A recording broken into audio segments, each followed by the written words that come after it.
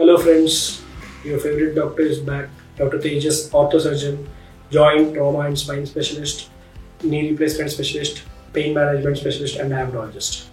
So friends, ఇవాళ మనం తెలుసుకోపోయే topic PRP. చాలామంది అడుగుతుంటారు పిఆర్పి సేఫా, పిఆర్పి అంటే ఏంటి, మోకాళ్ళ నొప్పులు పిఆర్పికి తగ్గుతుందా, ప్రాక్టీస్ అన్ని బాగా వస్తూ ఉంటాయి. నాకు క్లినిక్లో వచ్చే పేషెంట్స్ కూడా అడుగుతుంటారు అండ్ మేము ఇస్తూ ఉంటాం కూడా, మన క్లినిక్లో పిఆర్పి ట్రీట్మెంట్ ఇస్తూ ఉంటాం.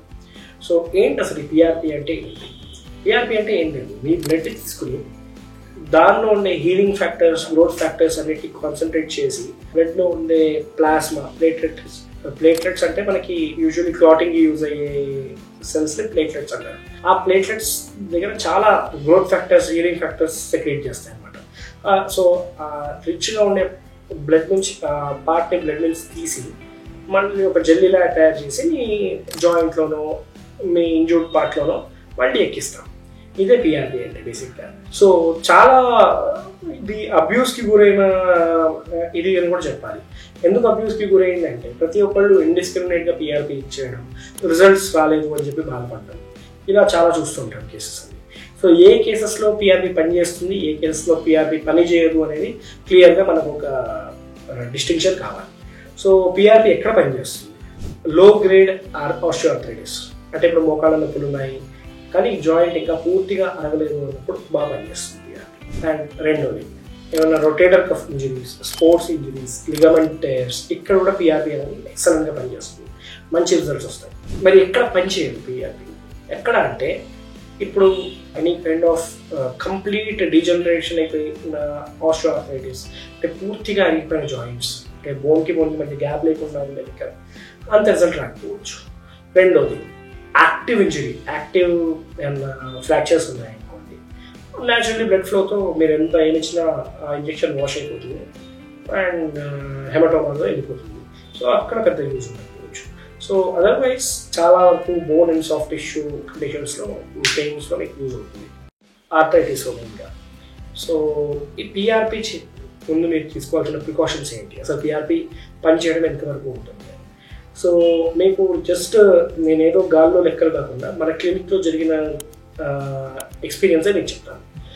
నాకు మార్చ్ నుంచి ఇప్పటి వరకు సమ్ 145 పేషెంట్స్ తీసుకున్నాను.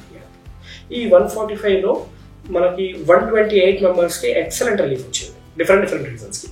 కొంతమంది రొటేటర్ కఫ్కి, కొంతమంది నీ జాయింట్ పెయిన్స్కి, కొంతమంది లైక్ టెన్నిస్ ఎల్బోస్కి, వాటికి కూడా తీసుకుంటారు. పనిచేస్తుంది, బాగా పనిచేస్తుంది. మిగిలిన పేషెంట్స్కి ఏంటి ప్రాబ్లం అంటే హై గ్రేడ్ ఆస్టియోఆర్థరైటిస్, అంటే లైక్ నీ జాయింట్లో స్పేస్ లేకుండా అరిగిపోవడం. ఇది చాలా ఓల్డ్ ఏజ్లో కానివ్వండి, లేదంటే టైలర్స్లో కానివ్వండి, మెట్లు బాగా ఎక్కే వాళ్ళలో కానివ్వండి, ఇట్లా జాయింట్ అరుగుదల బాగా సివియర్గా ఉండిపోతుంది. వాళ్ళకి పిఆర్పి ఆశించినంత ఎఫెక్ట్ ఇవ్వకపోవచ్చు. సో దాంతోపాటు మనం వేరే కూడా రీప్లేస్మెంట్కి ప్లాన్ చేస్తాం అన్నమాట. రీప్లేస్మెంట్తో వాళ్ళకి మంచి రిజల్ట్స్ తెచ్చేయచ్చు. అది కాకుండా ఈ షోల్డర్, ఫ్రోజన్ షోల్డర్ ఉంటుంది, ఫ్రోజన్ షోల్డర్ టెండినైటిస్, వీటిలో కూడా పిఆర్పి బాగా పనిచేస్తుంది, చాలా బాగా పనిచేస్తుంది. అయితే పిఆర్పి తీసుకునే ముందు కొన్ని ప్రికాషన్స్ మనం ఫాలో అవ్వచ్చు. మీరు ఏదన్నా ఆస్పిరిన్ కానీ, ట్రాపిడాగ్రిల్ కానీ, ఇలా ఏమన్నా యాంటీ ప్లేట్లెట్ మెడికేషన్ ఉంటే 5 days, అట్లీస్ట్ 5 days ముందు మీరు స్టాప్ చేసుకోవాలి.